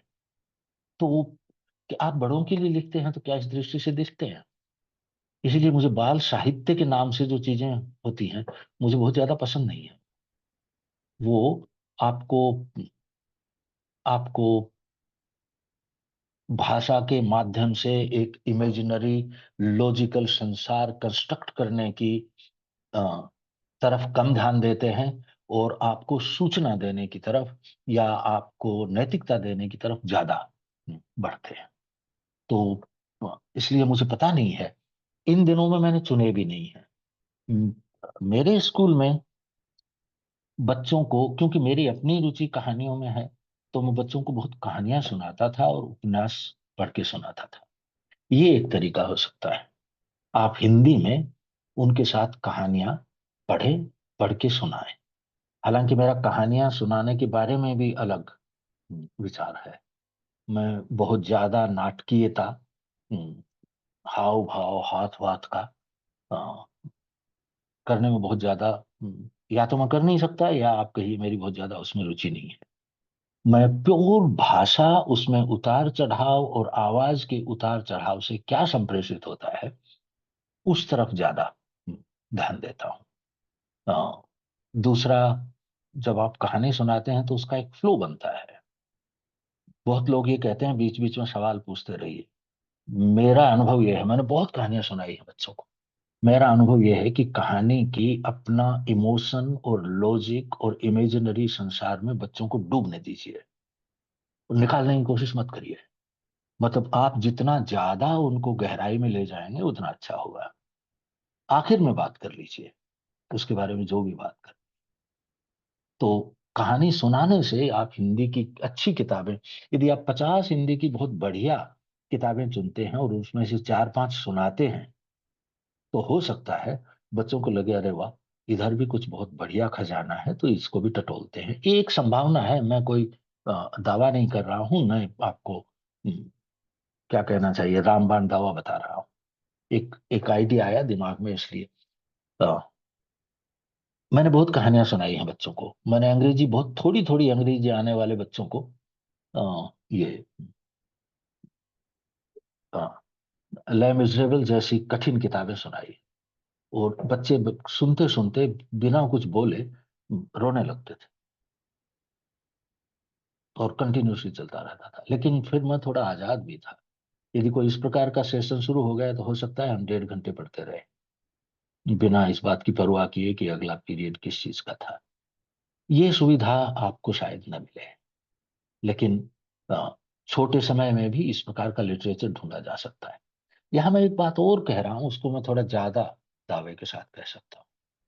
वो ये है कि कुछ चीजें ऐसी होती हैं शिक्षा में जो छूत की बीमारी की तरह लगती है। मतलब जो आपने ध्यान दिया होगा कि जो शिक्षक साइंस में रम जाता है और विज्ञान से अपने आप में ही उसके मन में गहरी, क्या कहना चाहिए, ललक है विज्ञान के प्रति, कई बार हम कहते हैं लव साइंस, उसके बच्चे साइंस को पसंद करने लगते हैं। तो कुछ ऐसी ही बात आपके साथ लिटरेचर में भी होने वाली है। यदि आप पढ़ने को, कहानी या उपन्यास पढ़ने को अ, उनको ये संप्रेषित होगा आपके, और आप ये नाटक नहीं कर पाएंगे, बाय द वे, ये प्लीज समझ लीजिए। कई बार हमको नौकरी के चक्कर में मजबूरी में नाटक करने पड़ते हैं, वो चलते नहीं है। यदि आपके मन में लिटरेचर से गहरा आनंद उठता है पढ़ने से, तो वो बच्चों को संप्रेषित होगा और उन तक पहुंचेगा। उनमें से सब नहीं तो कुछ जरूर पढ़ने की तरफ लग जाए। तो एक दूसरा तरीका ये है। अब आप में पढ़ने के प्रति ललक कैसे पैदा हो ये मुझे नहीं पता, क्योंकि उसका एक ही तरीका है कि थोड़ा समय निकालिए, आनंद लीजिए, टीवी वगैरह बंद कर दीजिए, और कोई बढ़िया किताब लेके आप कॉफी वॉफी पीते हो तो वो बना के, सिगरेट भी बुरी बात नहीं है, वो भी ले सकते हैं, और चुपचाप बैठ जाइए और पढ़िए उसको। एक बात और मैं आपको अपने अनुभव से बताता हूँ। अधिकतर अच्छे उपन्यास पहले 8-10 पेज, कई बार 10-15 पेज तक बोरिंग और मुश्किल चीज होती है। इसका कारण है क्योंकि उस वक्त आपके मन में उस इमेजिनरी संसार की फाउंडेशन बन रही है, और जब तक वो फाउंडेशन नहीं बनेगी, उसमें गति कैसे होती है, उसकी लॉजिक क्या है, उसमें आगे क्या होने वाला है, वो चीजें नहीं बनेगी। तो धैर्य की भी जरूरत होती है एक्चुअली लिटरेचर कि शुरू का जो हिस्सा है, खासकर उपन्यासों में, कविता वगैरह में ये कम होता है शायद, लेकिन मैं कविता के बारे में कुछ नहीं बोलूंगा क्योंकि कविता मुझे समझ में नहीं आती। तो अभी आज हम रुक जाते हैं, मैंने बहुत ज्यादा वक्त ले लिया है, आपके पास सिर्फ लगभग 10 मिनट के करीब है सवाल जवाब के लिए। मैं कोशिश करूंगा कि आपके सवाल मुझे ठीक से समझ में आए तो मैं उनका संक्षिप्त उत्तर देने की कोशिश करूंगा। मैंने सोचा नहीं था कि मैं इतनी देर तक बोलूंगा। आई am sorry for that. Thank you. Thank you, इसको Rohit. या go ahead.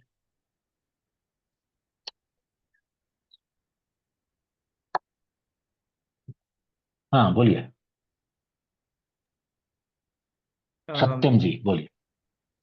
Hello Rose ji, thank you इतनी अच्छी जानकारी हमारे साथ अपने एक्सपीरियंस से शेयर करने के लिए। मेरा सवाल ये है कि मैं ईस्ट यूपी में एक ग्रामीण इलाके में बच्चों के साथ आफ्टर स्कूल प्रोग्राम रन कर रहा हूँ। और मुझे किस किस्म की किताबें, जैसे आपने कहा कि आप महसूस करते हैं पोएम और कॉमिक्स से अच्छा है कि बच्चे कहानियां पढ़ें, तो कौन सी किताबें, ऐसा कुछ सेट आपने सोचा है, आपके दिमाग में है कि ये 10 किताबें, ये 50 किताबें हैं जो बच्चों को पढ़नी ही चाहिए, या ऐसे शुरू कर सकते हैं एज वाइज आपने कि आपने कभी सॉर्ट किया अपने मन में कि 7 साल के बच्चों तक के लिए इतना ठीक रहेगा, तो ऐसा कुछ अगर आपके पास हो सजेशन मेरे लिए तो। जी ना, देखिए पहले तो मैं थोड़ा करेक्ट कर दूं, मैंने ये नहीं कहा कि कहानी या उपन्यास बेहतर है। मैंने ये कहा कि मेरा अनुभव कहानी और उपन्यास में है, शायद कविता, नाटक और अन्य विधाओं से भी वही सब हो सकता है जो कहानी और उपन्यास से होता है। जी तो मैंने केंद्र में कहानी और उपन्यास को इसलिए रखा कि मेरा रुचि का क्षेत्र वो है और मुझे अनुभव उसी का है। जी तो मैं ये नहीं कह रहा हूं कि वो बेहतर है औरों से, पहली बात तो ये है। अब जो दूसरी बात है वो इम्पोर्टेंट है कि किस तरह की किताबें। अ, तरह की के बजाय यदि हम ये बात करें कि मतलब आप सूची चाह रहे हैं, हमारे पास एक सूची है। मैं आपको ये बता दूं कि जब मैंने अपने स्कूल में भाषा पढ़ाना शुरू किया था पहले ही वर्ष में, तो मैंने पाठ्य पुस्तकें एक्चुअली उठा के एक तरफ फेंक दी थी, और हम लोग बाजार में गए और आए बाएं, हमारे हमारे पास थोड़े से पैसे थे उस वक्त, लिमिटेड बजट लेकिन था कुछ। तो हम गए बाजार में और खूब सारी किताबें लेके आ गए शुरू से लेके, और फिर आके हम टीचर्स ने एक साथ बैठ के उनको क्लासिफाई किया कि पहले वर्ष में हमारे स्कूल में क्लासेस नहीं है, तो पहले वर्ष में लगभग, दूसरे वर्ष में लगभग, तीसरे वर्ष में, ऐसे एक श्रेणियां बना ली और उनके ऊपर लिख दिया, और बच्चों को हम वो पढ़ने को देते थे। तो हमारे यहाँ एक पूरी सूची और क्लासिफाइड चीजें हैं, वो मैं देखूंगा यदि कहीं रिटर्न में उपलब्ध है तो मैं आपको भिजवा दूंगा। लेकिन मैं यदि मोटी मोटी बात करूं तो एग्जैक्टली किताबों का नाम मुझे अब याद नहीं है। मैं आपको ये बता दूं कि मैं बहुत दिन से क्लासरूम से, स्कूली क्लासरूम से बाहर हूं, तो डायरेक्टली मुझे अभी बहुत ज्यादा चीजें याद नहीं है। लेकिन मुझे 2-3 चीजें याद हैं, इससे आपको थोड़ा बात शायद कुछ पकड़ में आए। देखिए, एक जमाने में मिर पब्लिकेशन की रूस से कुछ किताबें आती थी, और वो छोटे बच्चों के लिए भी और उससे थोड़ा आगे जाएं तब भी बहुत इंटरेस्टिंग किताबें थी और बच्चे उनमें रुचि लेते थे। फिर उनकी देखा देखी चाइनीज कॉमिक्स आए, जो वानर राज के नाम से, कुछ हनुमान जी जैसा एक कैरेक्टर था, और आपको आश्चर्य होगा कि बच्चों को वो बिल्कुल पसंद नहीं आए, जबकि मुझे लगा कि वो जब बहुत रुचि कर रहे हैं। तो मुझे ऐसा लगता है कि एक किस्म की सिंप्लिसिटी की जरूरत है किताबों में। एक और बात जो मुझे लगती है, आपने कभी पढ़ा हो तो, एक पुराना चंदा मामा आता था, आप पुराने वाले चंदा मामा के कुछ पेजेस उठा के देखिए, उसमें भी मोरलिटी बहुत ज्यादा घनघोर है एक्चुअली, लेकिन उसके बावजूद उसमें एक कहानी का तत्व है। मुझे पंचतंत्र की कहानियां भी इंटरेस्टिंग लगती हैं, उसको सरल भाषा में रखा जाए तो मैं पहली बात तो ये कहना चाहूंगा। दूसरी बात यह है कि मेरा साहब लाइब्रेरी का कंसेप्ट थोड़ा अलग है। मैं माफी चाहता हूँ यदि किसी को ये बात अटपटी लगे तो। मैं रस्सी बांध के 10 किताबों को उस पर उल्टा लटकाने को लाइब्रेरी कहने में मुझे बहुत कोफ्त होती है, और मुझे लगता है कि हम लाइब्रेरी के आइडिया की बेइज्जती कर रहे हैं। मेरे विचार से लाइब्रेरी एक से अधिक अलमारियां किताबों से ठसाठस भरी हुई और बहुत वैरायटी वाली चीज हो। तो यदि हम स्कूलों में किताबों की संख्या 1000 के करीब नहीं पहुंचा सकते, तो हमारे ये छोटा मोटा नाटक करने से कितना फायदा होगा, इसमें मुझे डाउट है। मैं ये नहीं कह रहा हूं ये नहीं होगा, कह रहा हूं मुझे डाउट है। हमारे पास सफिशिएंट मात्रा में किताबें होनी चाहिए। हो सकता है शुरू शुरू में बच्चे 5 किताबें चुने, उनमें से एक पढ़े और वहां से उनकी रुचि बढ़े। आप अपनी जिंदगी पर मुड़ के देखिए, क्या आपने हर वो किताब पूरी पढ़ी है जो आपने छुई? साहित्य की दृष्टि से ही बात करूं तो हम चुनते हैं, और जब हमारे पास चुनने की स्वतंत्रता हो जाती है, वैरायटी होती है, पॉसिबिलिटीज होती हैं, तब हम पढ़ते हैं आगे। मुझे कृष्ण कुमार जी ने एक बार एक छोटी सी घटना सुनाई थी, मैं आपसे शेयर करना चाहता हूँ, वो इम्पोर्टेंट है मेरे लिए। कृष्ण कुमार जी के कोई मित्र हैं, मैं नाम नहीं जानता उनका, पैसे वाले हैं, और कृष्ण कुमार जी ने उनको कन्विंस कर दिया कि घर में किताबें होनी चाहिए और तब बच्चों को पढ़ने की आदत पड़ेगी। तो वो भाई साहब 30-40 किताबें उठा के ले आए और घर में रख दी। और 4-5 महीने बाद उनसे कहा कि मैं लाया किताबें, तो उन्होंने तो पढ़ी ही नहीं, अभी वो ही नहीं पढ़ी है, तो और क्यों लाऊं? ये लाइब्रेरी के प्रति गलत नजरिया है। लाइब्रेरी अपने आप में बढ़ती ही रहनी चाहिए, उसमें सब किताबें बच्चे पढ़ेंगे, सारे बच्चे पढ़ेंगे, इसकी उम्मीद छोड़ दीजिए। चॉइस दीजिए। यहां से मत देखिए ये सब किताबें पढ़ ली का, यहां से देखिए कि उसने महीने में कितनी किताबें पढ़ी या 2 महीने में कितनी किताबें पढ़ी।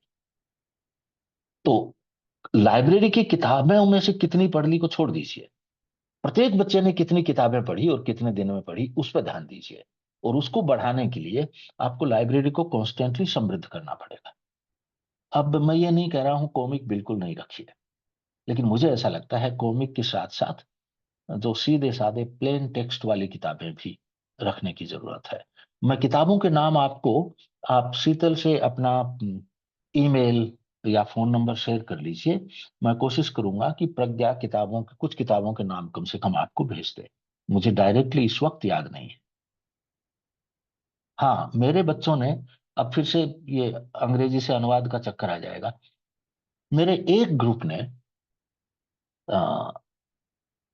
लेकिन उनकी उम्र एक्चुअली जब स्कूल में आए थे तो 9 वर्ष से ऊपर थी, और साल भर बाद उन्होंने पढ़ना शुरू किया था।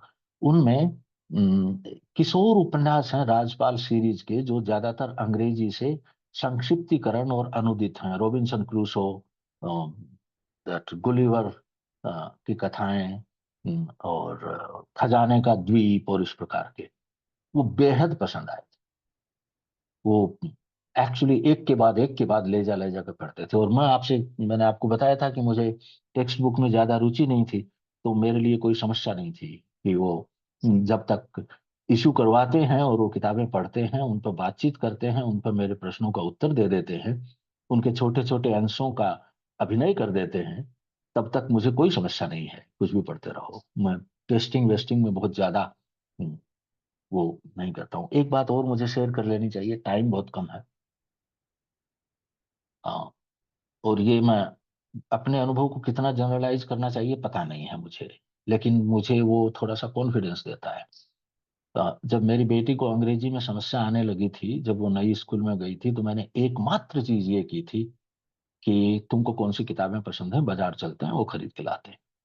मेरा सहयोग इतना ही था। साल के आखिर में वो अपनी क्लास के टॉपर 5 बच्चों में से एक थी अंग्रेजी। अ, मैंने अंग्रेजी, आपको आश्चर्य होगा, 12वीं तक कभी नहीं पढ़ी थी। मैंने अंग्रेजी में उपन्यास पढ़ने शुरू किए थे 10वीं के आसपास। तो पता नहीं अपने अनुभवों का कितना महत्व होता है। लेकिन ये एक इम्पोर्टेंट बात है कि आप यदि लिटरेचर में आपकी रुचि हो जाती है तो उसके बहुत सारे फायदे होते हैं। अब आज के जमाने में वो हो सकती है कि नहीं, मुझे पता नहीं है।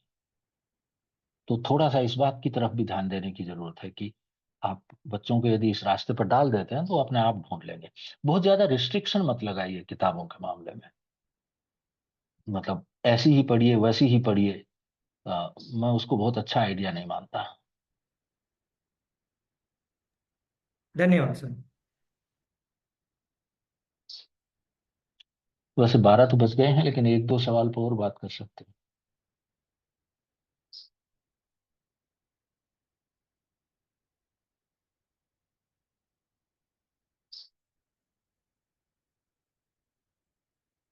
नहीं, गुड। तो in that case may be Sheetal, sir would मेरे यू पास लाइक कुछ टू? हाँ, मेरे गो पास अहेड। कुछ छोटे छोटे, लेकिन अभी नहीं, क्योंकि मेरे 12 बजे एक दूसरी कमिटमेंट है। तो मैं शीतल को जी, क्वेश्चंस लिखकर भेजूंगा, क्या आप उन्हें बाद में एड्रेस करना पसंद करेंगे? मैं कोशिश करूंगा, वादा नहीं कर रहा हूँ, कोशिश करूंगा। ठीक है सर, थैंक यू। यदि और कोई सवाल नहीं है तो हम चर्चा यहाँ खत्म कर सकते हैं। Anybody else would like to share with questions? Questions, comments, आप अपनी राय भी रख सकते हैं, क्रिटिसिज्म भी दे सकते हैं। मैंने बहुत बातें कही हैं जिनसे शायद आप असहमत हैं, आप वो भी रख कर बता सकते।